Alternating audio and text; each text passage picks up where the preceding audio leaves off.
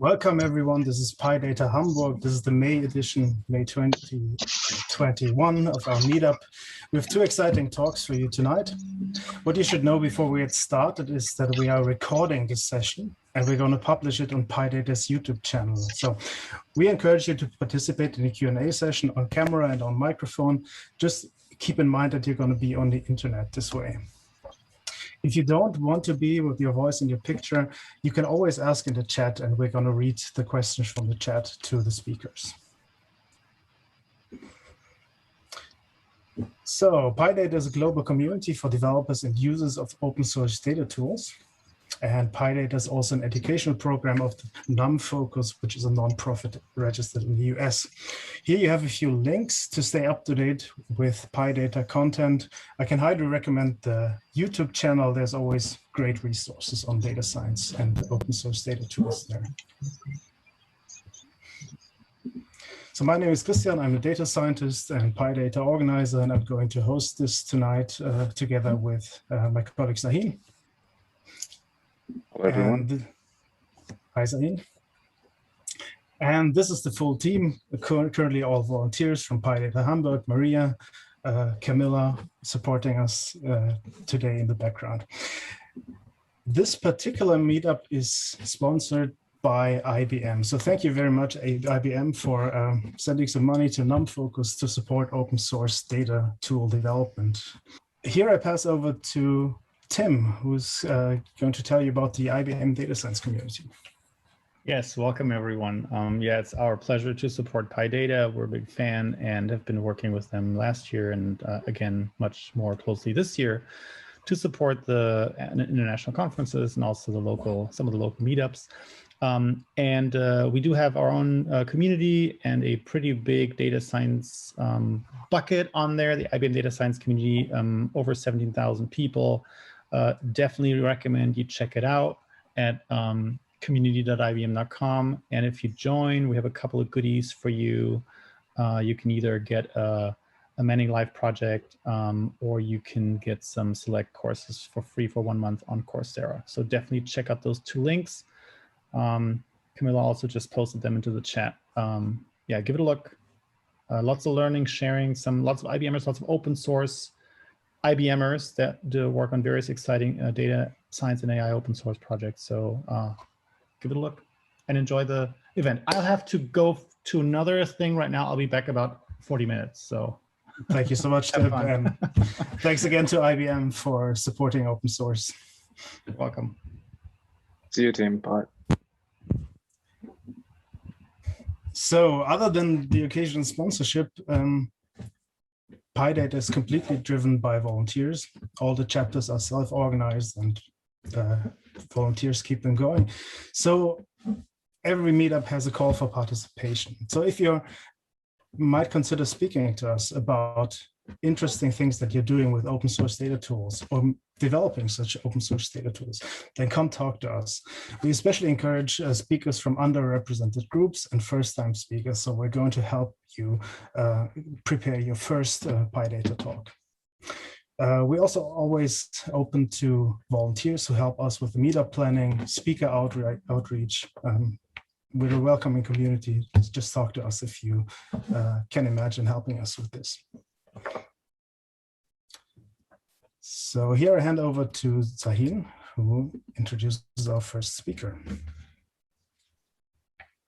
Hello, everyone. I think those of you who joined early already had a conversation with Nandita. We are very pleased to have Nandita today as our first speaker.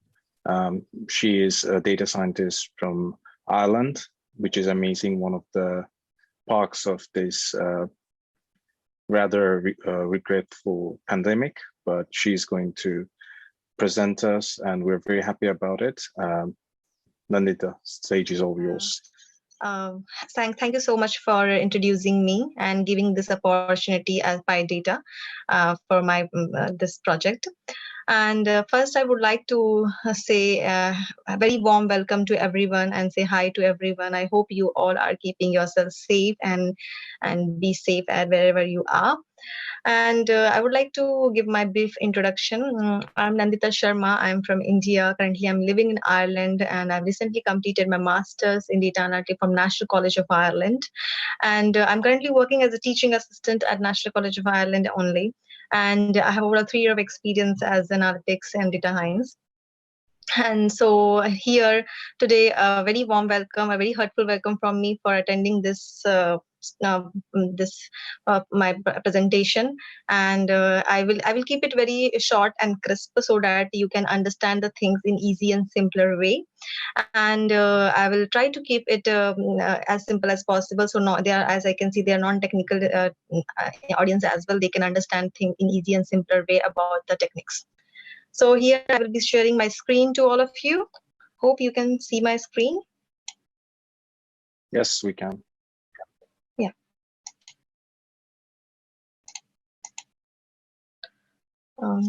Just a minute. Can you all see my screen? Just give thumbs up if it is available clearly. Okay, fine. So here I start. My project, in this presentation, I will be taking you to the loan defaulter prediction model using machine learning techniques.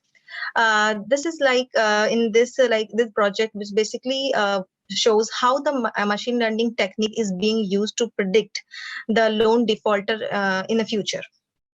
So here I start.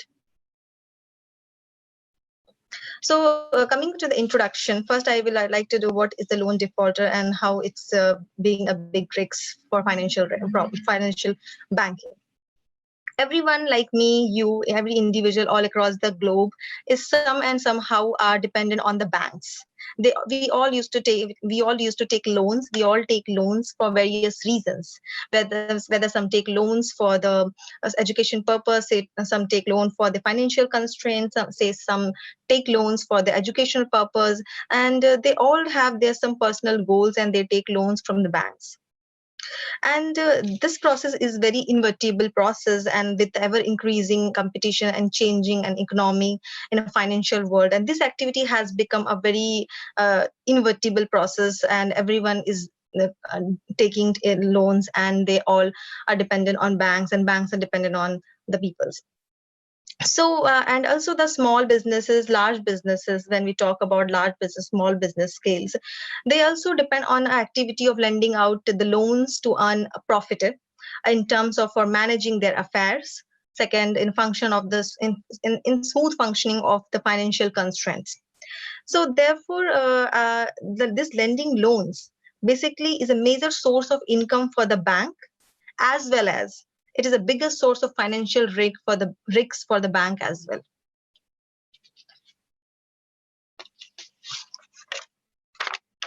Major portion of a banking assets like that, it directly come from the investment earned from various loan which they give to their customers. And this lending loan is very quite beneficial for both the parties. Like it's really beneficial for the person who is taking the loan as well, and it is also beneficial for the bank who is giving the loan, but it also consists of the high risks. So where I was, so basically the lending loan, it is beneficial for both the parties. It is beneficial for the person who is taking the loan as well, and it is beneficial for the person for the bank as well. And but it also comes with a great risks.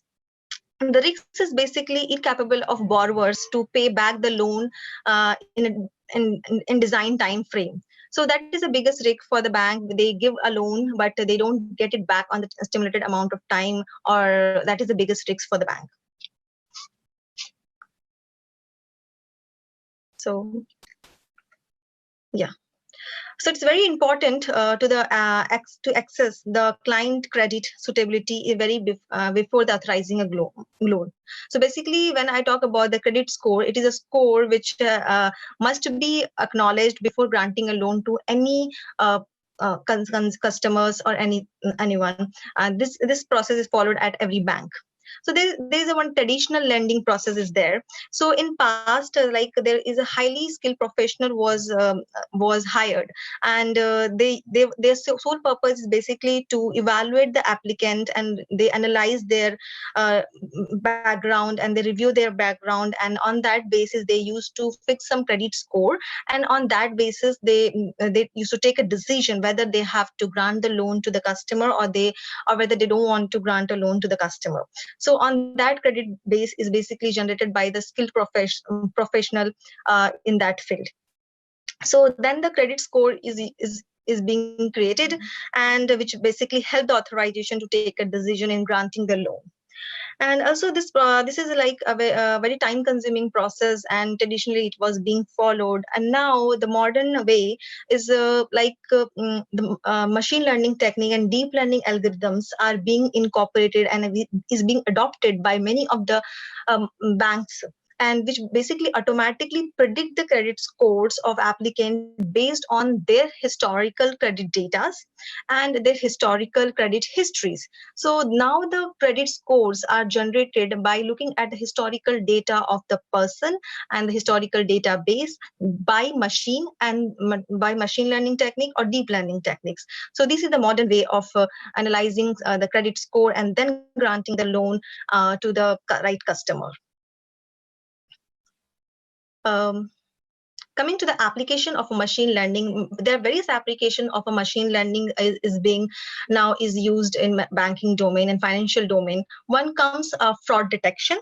This is the fraud detection most of the banking has a problem where they are facing the high fraud detection. So machine learning technique helping the fraud detection to analyze the fraud at early stages, and then providing a high security to the customer and their employees. There is a lifetime value prediction, and in lifetime value prediction, basically it deals with a kind of value businesses and which drive from their entire relationship with customer. So basically analyzing customer behavior patterns and then giving a high value to their assets, and then and helping them, and basically retaining your customer at a good point. And then risk modeling comes. One of the application of machine learning in banking is a risk modeling as well, where risks are being analyzed. And one is customer support. Like machine learning is used in customer support for providing a high standard support to their customers. And one of the application is this as well. And customer segmentation. So basically machine learning play a great help in customer segmentation as well. Basically it analyzing the right customer, a right group of customer, based on some demographical patterns or some traits and patterns and trends and offering some kind of personalized marketing system to those kind of customer, those group of customer. There comes a customer segmentation. So these are the customer segmentation where the people are grouped together and then personalized offerings are being offered. So this project is also based on one of the application of machine learning technique only. So in this project, as through this seminar, as my aim is to predict a loan defaulter rate using machine learning technique. The aim of this project, an objective of this project, is to find the probability of defaulter rate well in advance using machine learning technique on the various factors are involved in the various factors are involved in risk analytics of loan defaulters. So it also consists of developing the understanding the behavior of pattern of customer before granting loan. So basically it means first understanding the customer's behavior and their background, and then granting a loan. And this technique reduces and minimizes the borrower defaulting loan using machine learning techniques, the risks of borrowing the loan. And the third come the aid of financial firms. It basically help financial firms to take more informed credit score decisions, and based on that they can reduce the defaulter rate in the future. So this is about this project and aims. I hope I just would like to ask one thing here to everyone. I hope you have got a brief about the loan defaulter and why the defaulters play a risk at banking. Yeah. So one of the techniques, CRISDM methodology, is there. Like it's one of the CRISDM technique in which basically data science step is being followed as per this methodology. I have applied a CRISDM technique in this. First comes a business understanding, to understand the business problem, and so there's 6 different steps are there. Here I have done 5 steps for this analysis. So first comes a data understanding. It is one of the steps which play a very important role in a machine learning and data science pipeline, to understand the data carefully, which means it's very important to understand data carefully before doing any analysis. The third step comes a data pre-processing. Basically, data pre-processing is a step where whenever we get a data, it all present in a raw format or unstructured format. It's very important to convert into the structured format before doing it any analysis. So so this is the step of one of the steps of data pipeline where data pre-processing comes in a picture, and when we process the data from convert data from structured to non-structured data into structured format. So basically converting data in a finished format from the raw and making it better for the analysis. Then come a modeling. Here is a modeling, the technique which comes a machine learning technique. And this is the machine learning techniques. It can be various machine learning techniques are there, such as logistic regression and linear regressions, and the various machine learning techniques are present in supervised learning as well, and also unsupervised learning as well. Both have a different way of using it, and depending upon the business problems. And then comes the evaluation technique, and there is always a way to evaluate the result we have got, and on the basis of that we can make analysis like the model which we have built on our for solving this business problem is right or wrong. So this is about evaluation. This 5 steps I have followed for this. So in data pre-processing, as I was talking about, data pre-processing is step of converting the data from unstructured data into structured format. It has a first following these steps.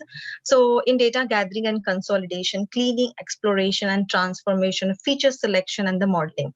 So as I told, data gathering and consolidation is nothing but a gathering of data. I will be explaining these things in detail in later slides, the upcoming slides. And then comes data cleaning. Data cleaning is a process of cleaning the data. Unwanted information should be removed. That's one of the steps of data cleaning. And then comes a data exploration. Data exploration is basically exploring the data. What data is basically would like to tell, that is a data exploration part. And then transformation is there. Basically, why we need a transformation, and there is a need of transformation because all the data are in a different format, and we have to convert the data into one format. So it's very important to convert it into the one format. So that's a transformation comes. And the feature selection is basically a step where okay, I give you an example here. In feature selection, what happened, a lot of whenever we deal with any business problem, the lot of data features are present. Features are nothing but different parameters are affecting one target variables. So like in this problem, is there is a target variable is whether person will able to pay a loan or repay the loan or not back to the bank. So but there will be various factors will be there that will be affecting that particular target. So that is like we have to select important features which is only making a significant impact for our target variable, which is basically it means a significant impact to which help us to do this analysis whether the person will able to pay the loan or back or not. And then there comes a modeling technique, which is a part of machine learning, which model we should be applying for this technique. So the software I used Microsoft Office and and I did a modeling and everything in RStudio. That is a software. And as I have taken a data from a open link repository, Leading Club website, and this is the website you can get such kind of data of dealing with loans and borrowers data. You can find it here. And this data has a historical data from 2007 to 2019, and data were present in a CSV format. And there are other source of the link as well for the data, such as Kaggle and UCI machine learning. So if you are guys doing your project, or they are doing your similar kind of project, you can get it data from the Kaggle and UCI machine as well. And so data understanding, I will be showing you the data as well. So as in data understanding, like as data consists, when I downloaded data from this Leading Club, it was having the information from 2007 to 2011. And the decline loan rate was from 2007 to 2012, and the data had 144 columns. So there were 1144 columns were present, and it was having 42K records. Yeah, I'll just show you. Yeah, so it was having this much of the columns, and as you can see, these columns having a lot of missing informations here, and these are just column, and there is no data present here, and a few of the columns have a good amount of data. Yeah, so that's the reason we have to deal with this kind of information as well. That's here comes a data cleaning. Yeah, so yeah, so it has a 144 column and 42K record in my Excel sheet, you can see. And yes, these are the columns and records. So yeah, and data cleaning. Yeah, in data cleaning, as I told, like they were having a lot of NA value were present, and there were 50% of columns were there which was not containing any information. So there is no information, there's no we cannot do any analysis on that. So that's the reason I removed those 50% of column which were containing NA values, and from 144 column I left with 53 columns only. And yeah, so then again you can see here as to the code 14 column were there, and it got reduced to 53. And then I also deal with outlier. Basically outlier is something which makes your data biased towards something, and outlier which doesn't make any yeah, so outliers, it is very, very important to deal with outlier as well. There are some data points are very far from the mean. I removed those outliers and cut it down from my original data set. And there were many duplicates value were present in my data set. Duplicate means repeated information. We doesn't make one information is enough for that. There's no need to have a similar kind of information 2 to 3 times. So I removed through a duplicate technique is there to remove it.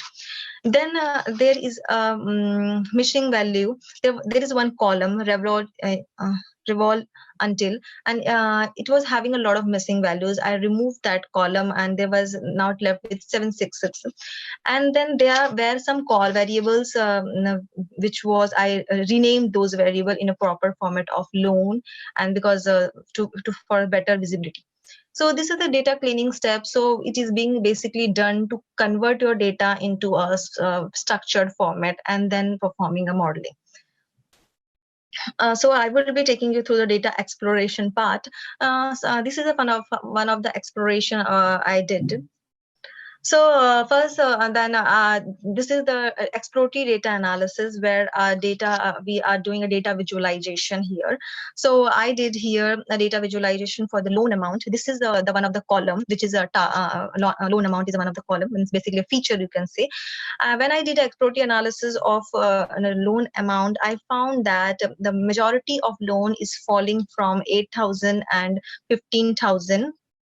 And this is the graph which tells the basically minimum minimum amount is 500 and maximum is 3500, and there is a medium value and mean value as well. So mean of this loan amount is 1100 11090, and it tells that first this is the first quartile, and this third quartile, which basically tells that majority of loans falls from 5200 and 15001 or 8000 it was basically, and from 15.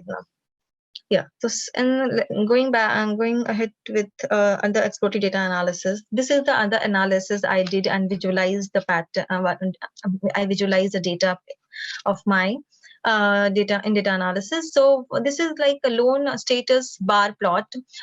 In this, you can see there is a one loan status column is there. I did a data visualization of that particular column using a bar plot. This is a bar plot. There's a one fully paid loan, and 3604 are the fully paid loans, and there is a charge of this charge of 5670, which is 17%. Fully paid means the person who has already paid their loan after taking the loan from the bank, and charged off basically means the person has taken the loan but they are not able to pay it back and they are being charged off due to some reason. So our main analysis of whether they're able to pay it now. So here comes a picture of charged off. Yeah, so this is the other visualization I did, like where I was analyzing our loan value by years, and I found like issue that I made a this bar. This is basically a stacked bar chart, and in this I showed various different grades were there in my data set, and I showed data with respect to year.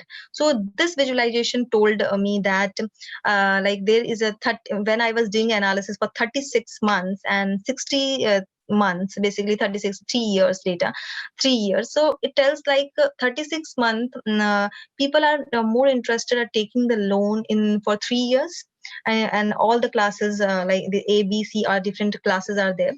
So they're more interested in taking the loan for 36 months, and like basically 3 years. And very less number of people are there, a very small number of people are there who are taking the loan for 60 months. This is basically 60 months. I hope you can see it. Yeah. So it's a 60 month. Like, so a majority of people are taking loan for 3 years. So this analysis came out of this visualization. And one visualization I also did in which this is the tree map for the purpose of loan, and where I wanted to know what is the purpose of loan. People are taking the loan from the bank, where I found that there is one is a debit card and debit consolidation and credit card, and other is a home improvement. Yeah, so other is a home improvement. Yes, so these are the three reasons: debit consolidation, credit card, and home improvement, where the majority where the people were taking the loan. So these are the major purposes. So to make this tree map, I considered three values, like average amount of the loan and total volume of the loan, and with the average amounts. Then comes a stack column chart. This is the one as other data visualization, and where I have made. Yeah, so in this basically where what I have showed, like there is a one you can see here. There is a non-verified. There is a source verified and verified. Basically, this visualization represents that non-verified cases are there, source verified cases are there, and verified cases are there. And in verified cases also there are the majority of charge rate is high. So basically even the cases were verified before granting the loan, but still it says that they are not being paid back to the banks. So what can be the reason behind that? So this is one of the major risks can be there. So we have to analyze that. So this is the other chart I have created, one of the bar chart, and with respect to the state, and yes, with respect to the state, and this is with all stated, and this other graph I showed with loan status, and like where I distributed, where I showed that loan status with respect to loan status and the grades as well. And I have in this graph it is having a grade of all the people as well, the loan status taken by them, and the different charge off. So this is one of the other graph which basically tells Yeah, this is the other graph, which basically which I plotted for the 3 different sectors: mortgage and own and the rent, which basically means that people who are having mortgage and the rents, they are taking these are basically grade of the classes, class A, class B, class C, A, D. And so this graph represents that mortgage and the rent have more demand of borrowing the money from the banks, and those who already have their own houses and they are well settled people, they don't have much, they are borrowing less amount of or they are not preferring to borrow money from the banks. So this graph given a brief description about mortgage, own and the rent. So the person who already having mortgage, own and rent. So as I told in the beginning, like we had a 4 columns, and then after performing a data cleaning, basically removing unwanted things from the data, we left with 53 columns. And after doing a data visualization, we found that there are various variables are there, various features are there, which is important for our further analysis. So this is our target variable, loan status, whether people will be able to pay the loan or not. And all conversion has and it has all conversion, and means basically and then I left with 18 columns only. And after the further data visualization, these 18 columns were one was the loan status, other is a grade, subgrade, means basically grade A, B, C classes can be there, and public, and 2 year of data, last 6 months of data, annual income can be one of the reason. Also the person who's having their own house can be the reason, and purpose, what purpose they are taking the loan, their addresses, how much amount they are taking, and interest rate, installment, and their previous balance and previous so these are the following target I gave for the further analysis. So for this technique using machine learning, I have applied logistic regression, naive Bayes, and random forest. And I splitted the data into 2 parts. First into training sets and test set. Basically, this is a which basically is from our entire data set. We giving it to the machine to analyze it first, as the data was already labeled. Labeled means data was already having the information about few of the information from the historical data. It having the information about person will able to pay the loan. One, as I have labeled it already. I have labeled fully paid, those who have fully paid the loan. Them one, and those who have charged off, I have given a 0 representation for that. Why I have given this in a numerical format only? Because the machine doesn't understand the categorical means the categorical values. It only understands the numerical values. It's very important to convert it into the machine formats. So that's the reason I converted from full. I have basically labeled those fully paid to in 1 and charged off to the 0. And then I've splitted the data. There was from all 100 months, from all the data, I split it into the category of 70% of training set, which basically means I given 70% of data from my entire data sets to the machine to and to tell machine to learn from those training sets, and testing set for 30% to 30% data assigned for the testing sets, basically to check whether it's performing well on testing data as well or not. I have applied machine learning logistic regression, which works very well for the classification problem, as this is a classification problem. By this I mean that classification problems basically it's suppose I want to do whether there will be disease or not, yes or no, female or male. So this kind of are the classification problems. So here, as per our business problem, is basically a classification problem, whether a person will be full will pay it or not pay it. So this is charged off. So this is a 0 and 1, or defaulter or non-defaulter, 0 or 1. So yeah, that's the reason I applied logistic regression, and I have applied naive Bayes, and this is the which also works very well with which tells the probability of both the classes, 1 or 0, and random forest as well. So when I applied machine learning technique, the following result was achieved through this in this analysis of mine. I found that logistic regression gave 85% of accuracy in terms of while predicting the defaulter and non-defaulter, and in Navi bias it has given a 76.03% and random forest 44.57. So random forest doesn't perform very well for this kind of data set, and logistic regression is among this perform very well, and it has given of 85% of the accuracy. So it was quite good, and means I have also calculated the evaluation metrics, which I will be showing in your code. Yeah. Okay, so I was here. So when I applied a machine learning technique to my this approach, so I found like logistic regression was working very well, and it was giving 85% of accuracy, and the error was also less. And there were also other two technique of machine learning I have applied. One was Navi bias, another was random forest. Navi bias given 76.03% of accuracy, and random forest was not able to perform better. It has given 44.57% of accuracy. So I sticked with a logistic regression, and yeah, so here I was.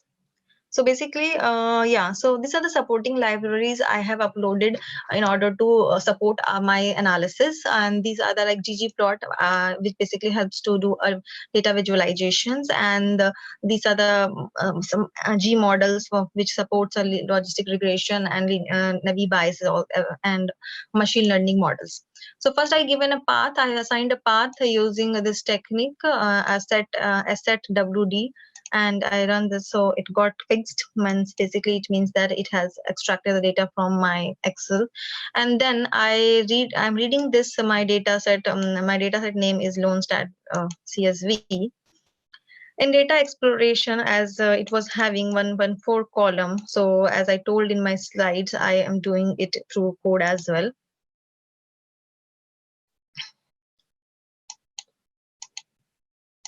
Here you can see it is having a total observation of 42k observation was there, and it was having 114 variables. And yes, so first yeah, so I removed the NA values. There are a lot of basically this is the step where I was doing a data cleaning, and so basically there were a lot of missing value were present, a lot of unwanted information was present which is not required for analysis. So I removed all those things. So now I'm yeah. So through this code density, or I was checking the loan density, and I can see there's a visualization will come which basically tells the amount of loan falling from the mean of this estimate. Yeah, it from 8,000 to 1500. Majority of density of loan amount is between this range only. So basically means people are taking a loan of from 8,000 to 15,000. Sorry, and then I check the NA of the loan stat. Loan stat def is basically one of the data means it's converting things into data frame. I've been checking that is there, and this code means is there any NA information present in loan status or not. And then I did visualization of loan stat df, and where you can see that this everything I showed in your visualization only as well. So fully paid information are 234,100, I guess. Yeah, and then charged off cases are this much. And then I only, and after doing analysis, and all the rest of the analysis are present in my GitHub repository, and I have kept everything over there, and I have only kept few things over here. And as selecting and from 114 column, they were not everyone important for our further analysis, so I only selected the important variables for the analysis, such as loan status, grade, and this. So I I just run it for you. These are the relevant features which is important for our target value. I kept this, and then I kept in one variable. These are the following variables which were important for further analysis. I took into other variables, and I passed in one of the variable and data frame, and selected these following features. So we can see now we having these variables, 17 variables, along with that one target variable. So basically everything is I'm here showing you is all about what I have told in my presentation already. This is basically the coding part of that, deleting the empty rows. I'm just giving you the brief idea, so it will help you whenever you will be doing by yourself. And so merging the target column is there, as I told that there was one charge off and full depend, basically defaulter and non-defaulter. So here I merge those target value. You can run by yourself. You can say following cases came out, and then this is the point where I was I will run it for you, where I converted the data into these are the variables: loan amount, and annual INC. These are the variable. By this I mean these are the variables, these are the features. So all were in categorical format. I converted into numerical format, so in number format, so they can my machine can, I can give it to my machine, and it will be easy for them to run the code. So I checked that it says that there's no any NA value present, so data is completely cleaned. And then I just a minute. Yeah, and then I made a machine learning model where I did a splitting of 0.7 and 0.3, and where I basically divided a data set into training part and testing part. Training data will train the data, and the testing part will be there to test whatever the training is being done by machine learning or model or basically a system. Is it performing well on test data as well? That is because of testing data. That's the reason we split data into 70 to 20%, 30%. Yeah, and then I applied logistic regression, and this is the GLM is a model, and where I apply logistic regression supports, and then yeah, just a minute. Yeah. So I run it for you. So this is the logistic regression. This basically fit. What is this is basically doing? It is fitting the training data to the machine by logistic regression technique. So in this way, it will take some time to get run, and then yeah. So yeah, it is so basically this actual value and predictor value is one of the confusion metrics, which is one of the evaluation technique for the machine learning. And I can also see from this I have calculated the accuracy as well, and we have got like good 85% of accuracy for this project. And similarly I did it for Navi bias as well, and also for the random forest as well. And but random forest didn't perform much better. It didn't able to take yeah. And yeah, even the ROC curve, basically this is the curve which was better for the logistic regression. So I stick with the logistic regression with the 87% was quite good accuracy, and even the confusion matrix it was quite good. So this is all about the brief description of the how I did it, incorporated it with my coding of R. You can also do it in a Python as well, and it's more handy in Python as well. So and I have also provided the links where you can get your data by yourself and try doing by yourself. There, just a minute. Yeah. Okay. So yeah, 4 minutes until the break. Would you like to take some questions from the audience? Yeah, and so thank you for this. This is all about my presentation.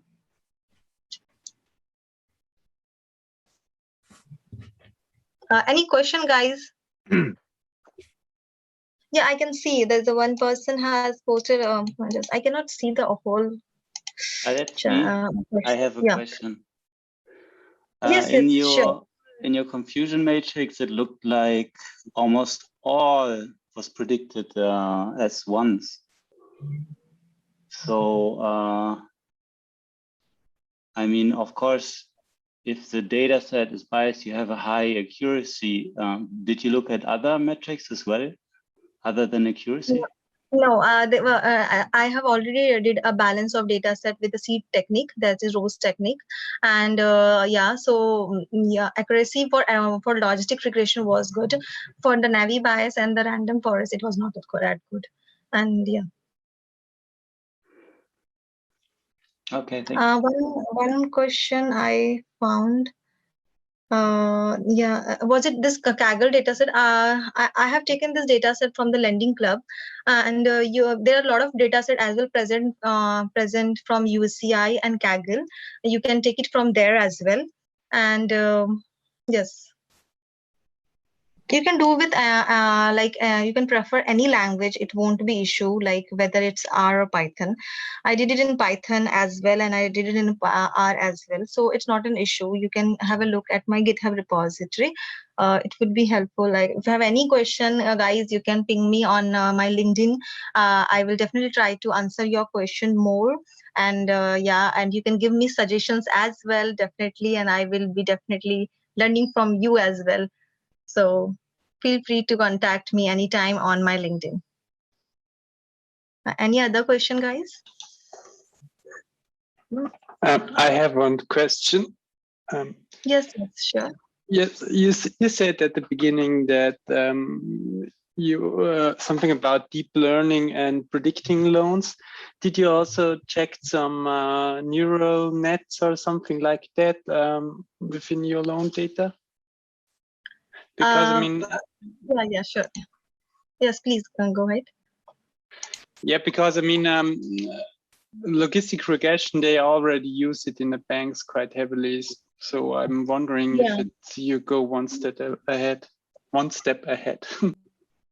Yeah, definitely. I got you. Like this is not like my company's like data set. I decided it for my own purpose. So yeah, definitely there are many other advanced techniques now being adopted by bank, and this is like there are many advanced are there.